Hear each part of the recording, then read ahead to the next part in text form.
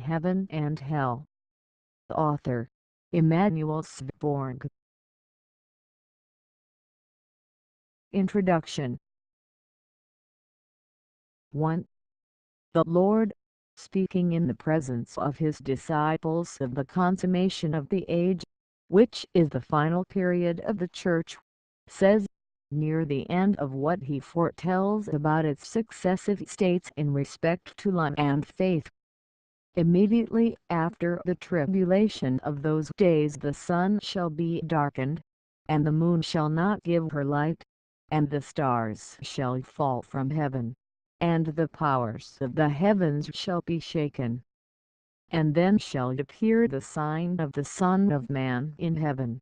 And then shall all the tribes of the earth mourn, and they shall see the Son of Man coming in the clouds of heaven with power and great glory. And he shall send forth his angels with a trumpet and a great sound, and they shall gather together his elect from the four winds, from the end to end of the heavens. Matt 24:29-31. Those who understood these words according to the sense of the letter have no other belief than that during that latest period, which is called the final judgment, all these things are to come to pass just as they are described in the literal sense. That is, that the sun and moon will be darkened and the stars will fall from the sky, that the sign of the Lord will appear in the sky, and he himself will be seen in the clouds, attended by angels with trumpets, and furthermore, as is foretold elsewhere, that the whole visible universe will be destroyed, and afterwards a new heaven with a new earth will come into being. Such is the opinion of most men in the Church at the present day. But those who so believe are ignorant of the arcanas that lie hid in every particular of the Word. For in every particular of the Word there is an internal sense which treats of things spiritual and heavenly, not of things natural and worldly, such as are treated of in the sense of the letter. And this is true not only of the meaning of groups of words, it is true of each particular word. For the word is written solely by correspondences, to the end that there may be an internal sense in every least particular of it. What net senses can be seen from all that has been said and shown about it in the Arcana Coelestia, also from quotations gathered from that work in the explanation of the white horse spoken of in the Apocalypse. It is according to that sense that what the Lord says in the passage quoted above respecting his coming in the clouds of heaven is to be understood.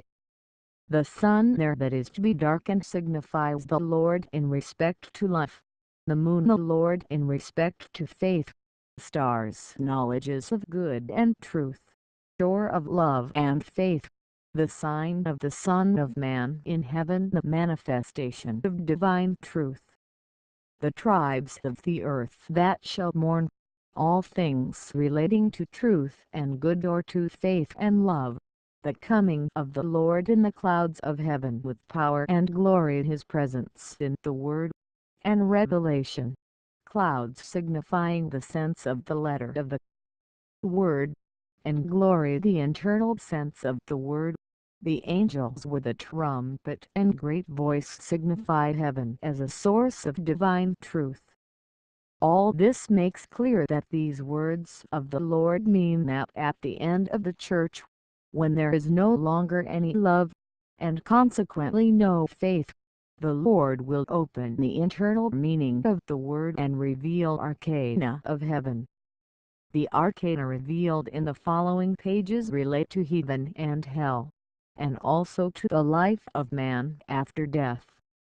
The man of the Church at this date knows scarcely anything about heaven and hell or about his life after death, although all these matters are set forth and described in the Word, and yet many of those born within the Church refuse to believe in them, saying in their hearts, who has come from that world and told us, lest, therefore, such a spirit of denial, which especially prevails with those who have much worldly wisdom, should also infect and corrupt the simple in heart and the simple in faith.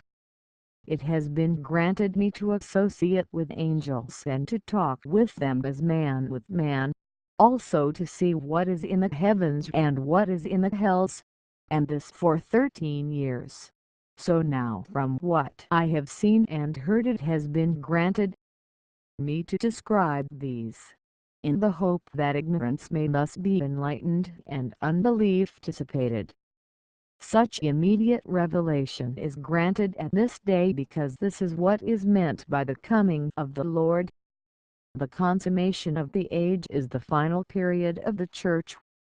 The Lord's predictions in Matthew 24 and 25 respecting the consummation of the age and his coming, and the consequent successive devastation of the Church and the final judgment, are explained in the prefaces to chapters 26 to 40 of Genesis. Both in the wholes and in the particulars of the word there is an internal or spiritual sense. The word is written solely by correspondences, and for this reason each thing and all things in it have a spiritual meaning. In the word the sun signifies the Lord in respect to life, and in consequence love to the Lord. In the word the moon signifies the Lord in respect to faith, and in consequence faith in the Lord. In the word stars signify knowledges of good and truth. Tribes signify all truths and goods in the complex, thus all things of faith and love. The coming of the Lord signifies his presence in the word, and revelation. In the word clouds signify the word in the letter or the sense of its letter.